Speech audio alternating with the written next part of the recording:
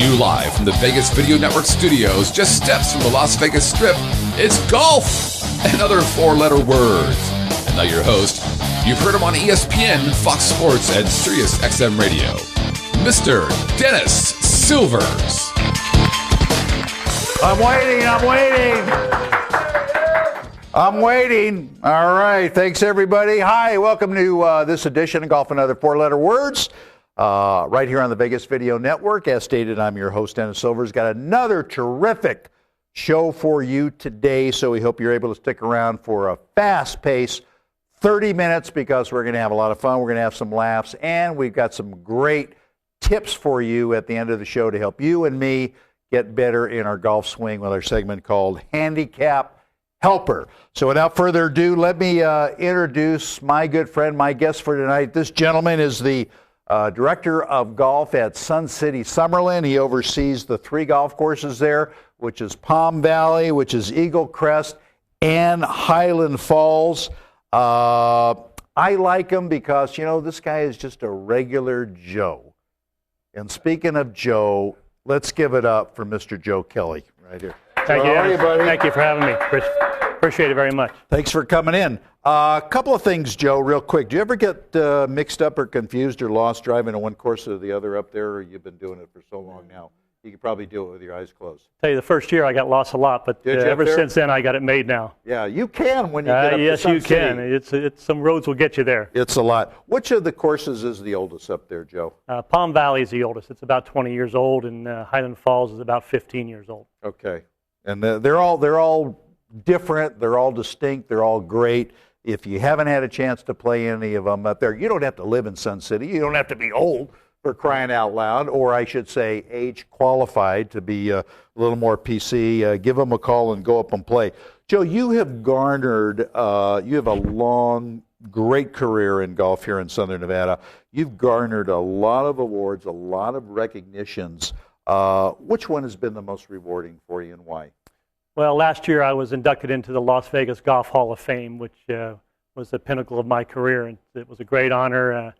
To be honored by the golfers of Las Vegas is a big honor for myself and my family. Yeah, I was there. You were there. I was there. I wouldn't have missed it, and it was a very, very well-deserved honor. All right, we're going to talk to Joe a little bit more about some of that stuff, but right now, there was a whole lot of golf this weekend. Right now, let's get into our first segment, and we simply call that Tournament Scorecard.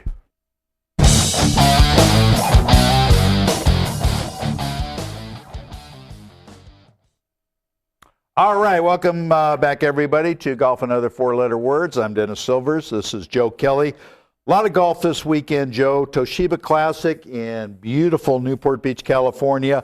Saw the boss of the Moss, Lauren Roberts, winning the event at only 8 under par. They had a little bit of weather there, yes, but I say only at 8 under par, Joe, because this golf course, for crying out loud, is only 6,550 yards. You and I, for crying out loud, could break 70 on this golf course.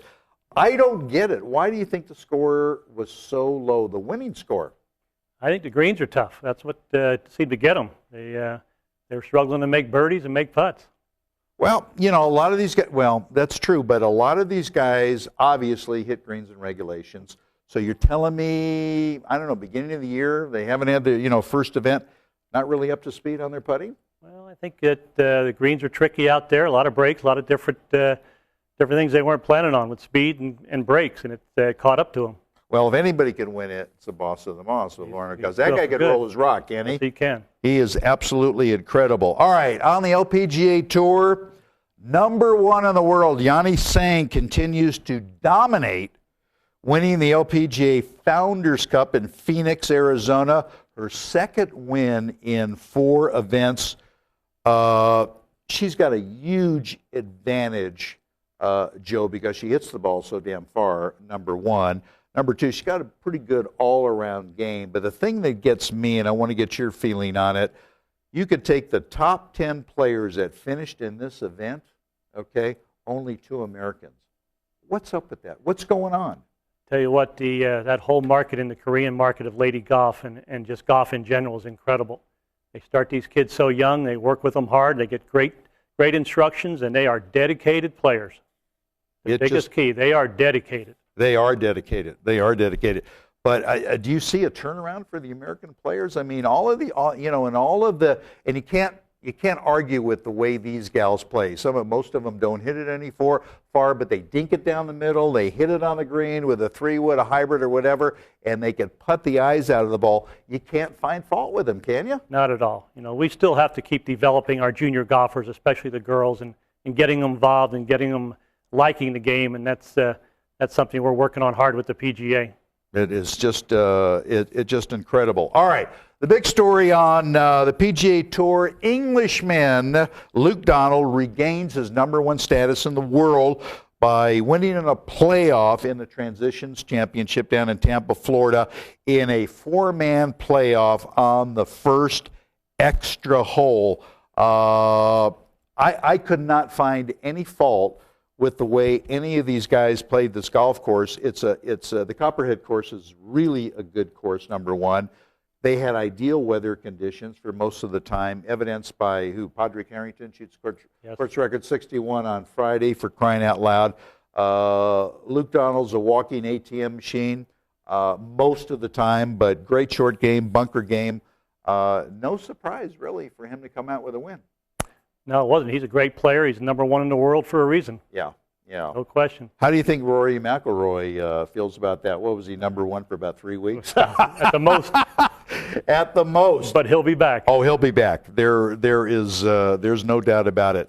One very interesting thing, too, there was a fella on the European Tour that won in Andalusia, the Andalusia Open. I think he was ranked, 602 in the world or something. Won his first European PGA Tour event over 18-year-old Matteo Manassero.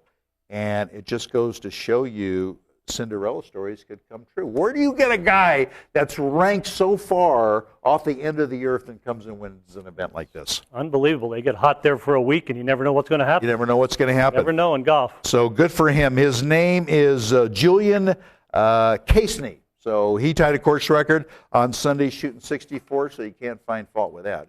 Obviously, he played pretty good. It's a great name, and I've never heard of him. Yeah, I know that. Well, they're going to get some more people over in Europe going to listen to him now. So anyway, we hope you had a chance to watch this past weekend, a lot of golf, because there was a lot of it on.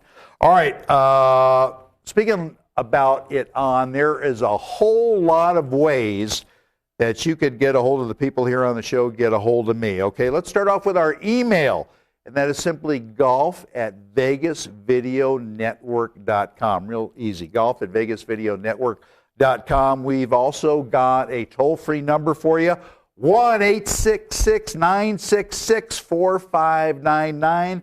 Give us a call. Doesn't cost you 1 cent. We've got live chat. Just simply go online, get to our homepage, vegasvideonetwork.com, hit that little live chat button, and you could email us a question, a comment, a suggestion, or whatever. We also are we're heard on iTunes, okay?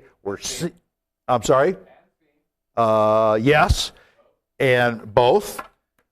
Also, we're seen on YouTube a lot, because the network is a YouTube partner, and we're also on Roku television, which is very cool. And don't forget, Friday night features on AM 1400 on KSHP every Friday night, Joe, from 8 to 12. They re-air all of the audio from all of the shows on the network. So if you miss it, you can always go back to our homepage. The shows are archived. Always catch up with it on Friday night features. All right, Joe and I are going to step away and take a short break here on the show. And when we come back, we got a real fun segment for you in store, and we call it Birdies and Bogeys. Stay with us. We're right back with you right after this. Traditional media believes that after about 3 minutes, you'll tune out. Most Vegas media companies think if it doesn't jiggle, you won't tune in. At the Vegas Video Network, we think both are wrong. The Vegas Video Network is the first and only live online broadcast network that specializes in insider news and expert views about Vegas. We combine great storytelling with the ability to watch when and where you want on your computer, mobile device, or television. Discover the real Las Vegas. Visit vegasvideonetwork.com.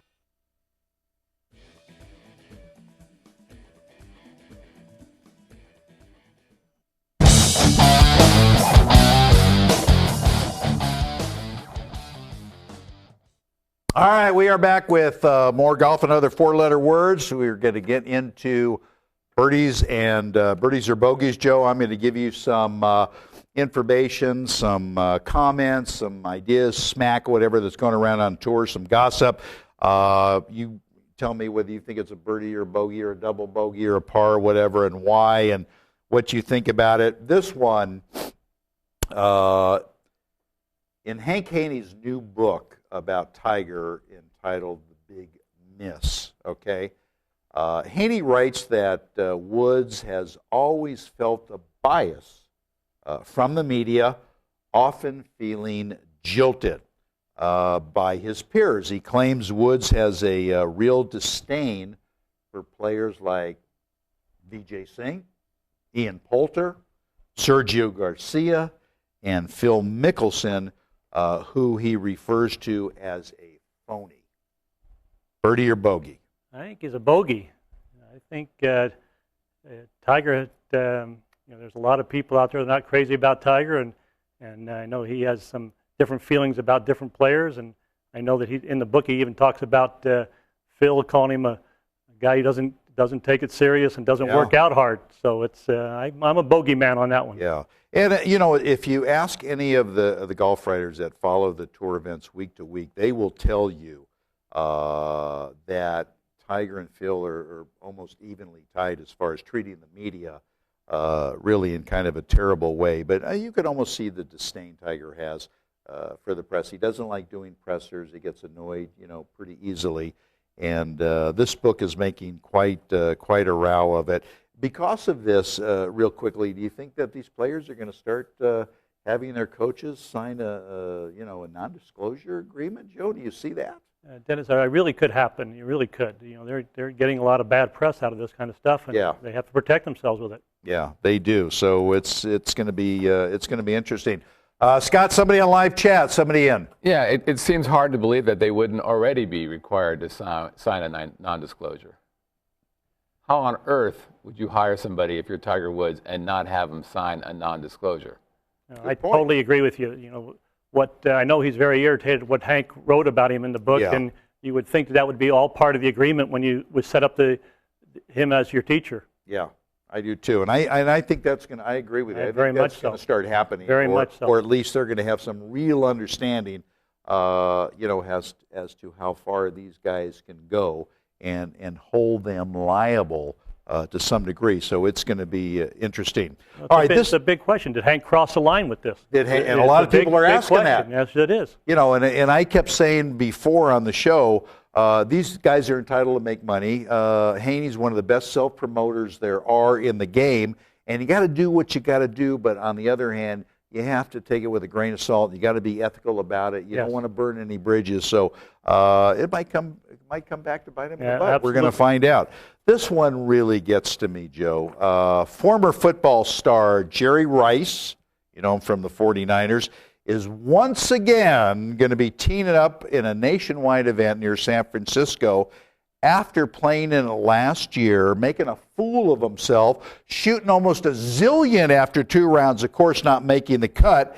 And you think about he's taking up the spot for a real live tour player that's trying to make a living, that's trying to, maybe advance to the PGA Tour, and here you got a guy out in the golf course. He's a decent player, but certainly doesn't have the credentials or the game to get out and be competitive with this guy. I don't know, birdie or bogey for Jerry Rice. Might even be a double bogey on this one. I agree with you.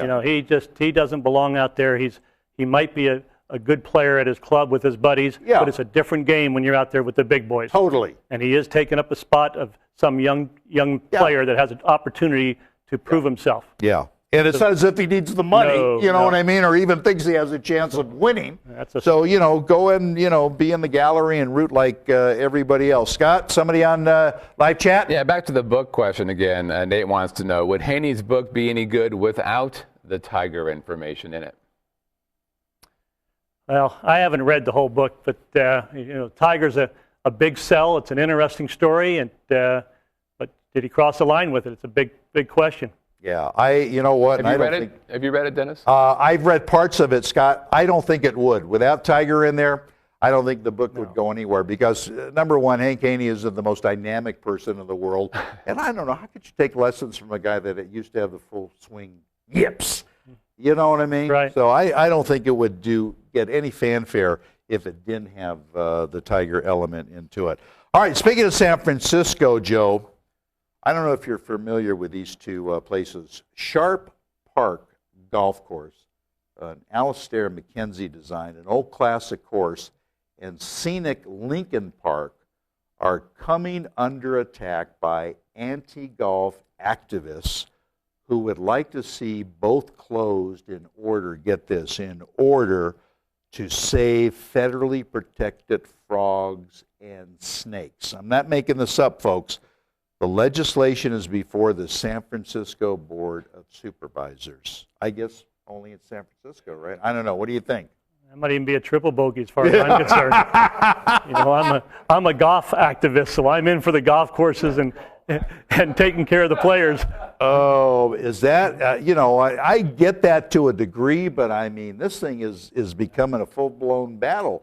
They've got litigation filed, they got lawsuits, they've got lawyers and the whole thing all over to protect, a frog and a snake and all of that. So they're each is really going. So it's going to be interesting to see how this comes out. Very interesting. Especially up there. All right, European PGA Tour star Miguel Angel Jimenez, a.k.a. The Mechanic, has reportedly paid Joe $560,000 from his own pocket to keep a European Tour event in his home country in Spain alive.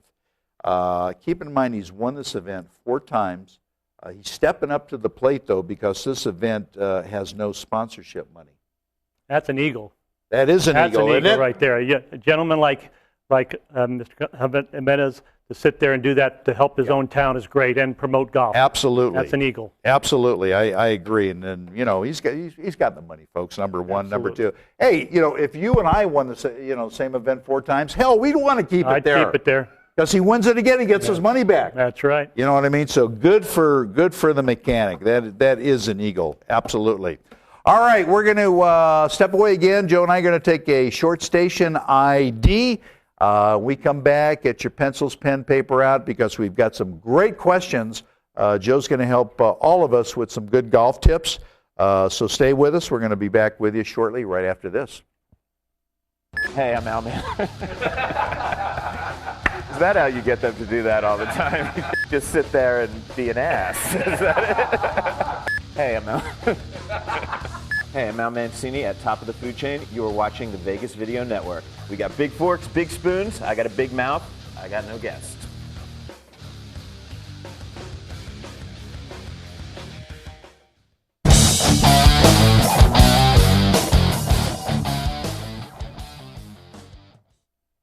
All right, everybody, we're back. More golf and other 4-letter words right here on the Vegas Video Network.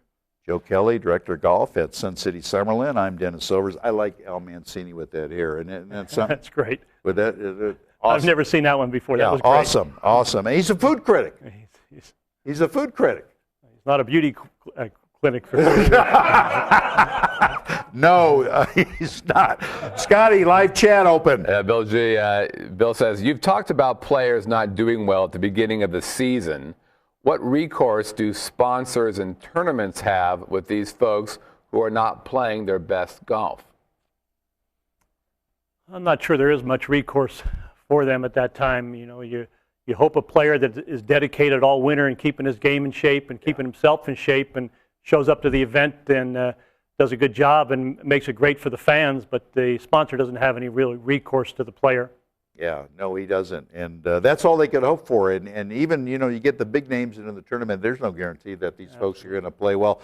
The only thing that they do have control over, of course, are the sponsors' exemptions. If somebody's a real letdown or whatever, they just somehow don't bother asking that guy back to play in the tournament. But you're right, they really don't have any recourse. So they're hoping everybody plays the best. That they can for the duration of the tournament. Are the early tournaments paying as much as the late tournaments?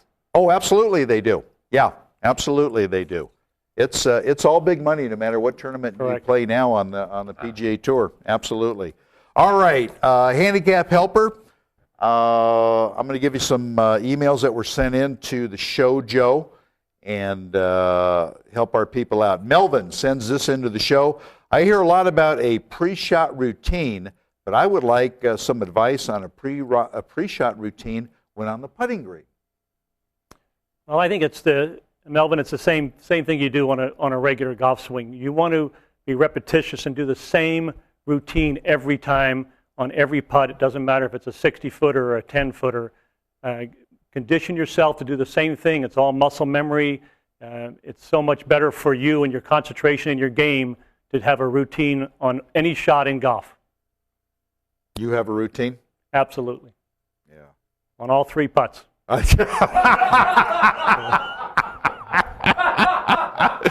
like that, Joe. All 3. I got to remember that. We got to get that online. That is beautiful. No, on all 3 putts. That's a good one. All right, Adrian, and I don't know if this is a gal or a guy, but Adrian wants some help with his swing as he's hitting a lot of shots on the toe. Any drills? Yeah, the main thing there, Adrian, is you want to get the weight moving out towards your left toe. Get your swing going out to the target. Right now, you're probably coming slightly over the top across the ball, catching it on the toe, because the swing's going a little bit more towards what we call left field. So get your weight moving out towards your left toe during the swing. Finish the club out towards center field on a baseball diamond. Yeah, great advice. That I know, because everybody has that problem every once in a while. That's very good, very well said. Neil seems to be blading his chip shots, Joe, around the green. He wonders, is it technique or what? He needs some help. Well, Neil, pretty common, huh? Yeah, pretty common. Pretty common. You know, Neil, the biggest thing you're doing is probably getting too much body motion. You want to get the body stationary, like your feet are in cement. Get your shoulders working. That's the key. Keep your hands out of it. Keep your weight motion down to a minimum, and get your shoulders moving the club. Yeah, great advice. Great advice. I've been getting some help with that myself recently, and it really has helped. That's the secret. Really has helped. Paul from Canada sends this in. Seems Paul is having a problem with grip pressure, Joe, even though he thinks it's getting better. Any help or keys on grip pressure? Tell you what, Jack Nicklaus says it the best in his first book. He says that when I want to hit the ball further, I grip the club lighter. So you always want your little fingers being as soft on the club as you can so that they don't tighten up, and you want your big muscles controlling your little muscles there. So keep your hands as soft as they can. You should barely be able to hold onto the club during the swing. Isn't that true, though, with losing the tension also in your forearms Absolutely. and shoulders, Joe? Yeah, you want your muscles to work like spaghetti and just go back and forth, very flexible. Never take the flexibility away, because that's what promotes club head speed. Yeah, exactly. That's good, because you see these guys just the veins popping and the whole deal. You're dead before you start. Frank is confused about the technique for hitting hybrids. Do you hit down or try and sweep them like a fairway wood shot? Good question, Frank. It's more of a shallow sweeping action. You really don't want to hit down on the ball too much, but you take a little bit of divot, because the main thing you don't want to do is come up and end up topping the ball. So make sure you're going down to the ball, but you're not trying to make a big divot like a pitching wedge. You just got to kind of hit it like an iron, because they're really replacing the long irons. Yes. You know, and they're just, and if people that don't have hybrids in their club are missing the boat. You're way behind time if you don't have hybrids. Would you say that? Yes. You say that?